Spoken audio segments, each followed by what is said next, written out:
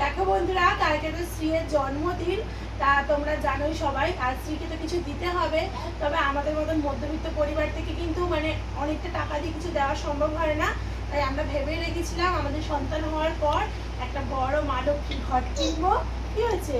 এই তো খুব ভালো দেয়, দাঁড়াও।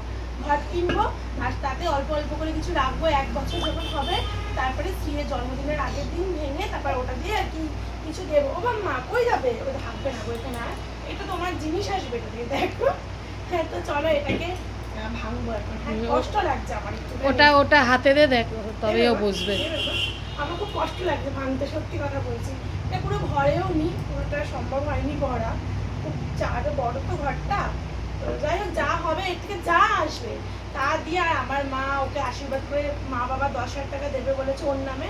তো মিশিয়ে আমি কিছু কিনবো ভেবেছি। তো চলো এটা ভাঙা যাক। ভাঙতে মন চাইছে না, মা